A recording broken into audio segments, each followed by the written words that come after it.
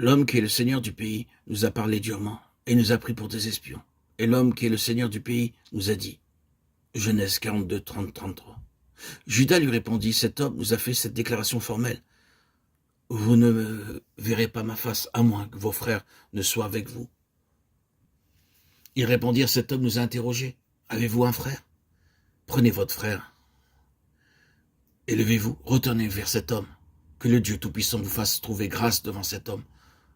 Joseph leur dit, quelle action avez-vous faite? Ne savez-vous pas qu'un homme comme moi a le pouvoir de deviner? Genèse 43, 3, 5, 7, 13, 14. Ici, nous avons l'homme. Quelles sont les caractéristiques de cet homme? C'est un homme qui a une stature, c'est un homme élevé. Il est un grand homme. Cet homme est marqué par une grande dignité. C'est certifié, cela se voit tout au long de cette histoire. Ses frères sont tous conscients de la dignité de cet homme. Cet homme, ce Joseph, est marqué par le discernement. Ne savez-vous pas qu'un homme comme moi a le pouvoir de deviner? Vous vous rappelez que c'est ainsi qu'il est parvenu à cette position. Pharaon avait fait un rêve et Joseph était le seul qui pouvait l'interpréter. Et le constat fut que l'Esprit de Dieu était en lui. Il pouvait discerner. Il avait le pouvoir de discernement et d'interprétation. Et il avait l'autorité. Tout est entre les mains de cet homme. Ces trois choses sont les caractéristiques de Joseph. La dignité, le discernement et l'autorité. C'est cela la stature. Ce sont les marques spirituelles de la pleine maturité. Nous pourrions passer beaucoup de temps à considérer tout cela. Dans celui qui a de la dignité spirituelle, il n'y a rien d'insignifiant, rien de méprisable, rien de petit, rien d'étriqué. C'est quelqu'un qui doit être reconnu comme un homme, ayant une stature, comme quelqu'un qui compte pour quelque chose. L'homme qui a du discernement peut voir au-delà de son propre horizon. Il voit loin. Il voit subjectivement. Il a ce que nous appelons la vision. C'est un homme qui a une connaissance secrète de la signification des choses. La possession de l'autorité spirituelle démontre qu'il y a quelque chose dans cet homme ou dans cette femme qui va au-delà de ce qu'ils sont en eux-mêmes. Peut-être que même ne s'attendent pas beaucoup au respect et certainement pas à l'obéissance de la part des autres. Mais il y a quelque chose en eux qui attire votre attention. Ils ont ce que nous disons couramment une histoire avec Dieu. Une histoire particulière avec Dieu. Cela leur donne quelque chose qui les démarque et les fait reconnaître en présence des autres. Elles doivent dire, oh, ils parlent en connaissance de cause. Vous ne pouvez pas les mener par le bout du nez. Ils savent où ils en sont. Vous êtes obligé de reconnaître qu'il y a quelque chose en eux et vous devez vous incliner. L'autorité spirituelle, c'est cela. N'interprétons pas ces choses physiquement. J'allais dire littéralement.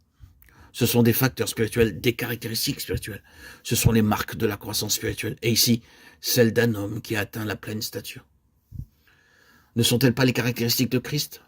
Regardons encore à lui. Est-ce qu'il n'y a pas de dignité en lui? Il n'y a rien de petit, rien d'étroit, rien d'insignifiant ou de méprisable concernant Christ. Il y a de la dignité.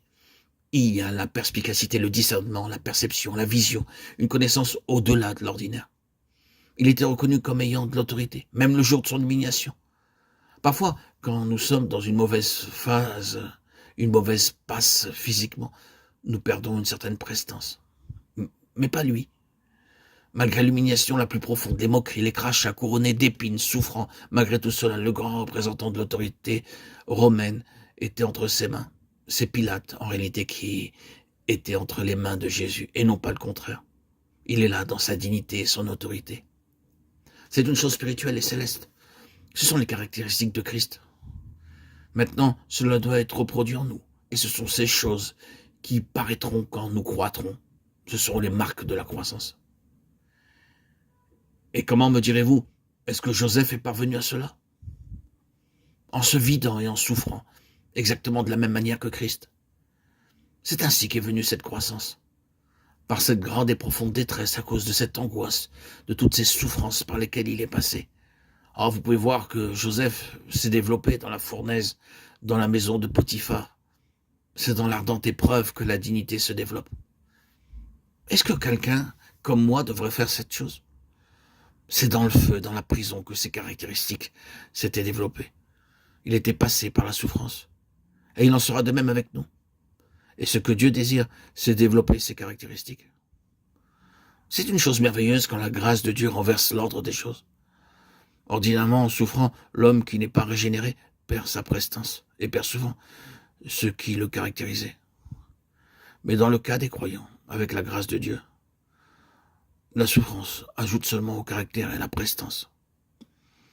Quelque chose croît et s'émancipe. C'est l'histoire de tellement d'enfants de Dieu qui souffrent.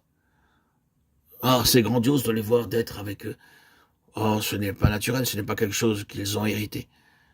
C'est quelque chose qui est entré par la grâce de Dieu, quelque chose qui est venu au travers du feu.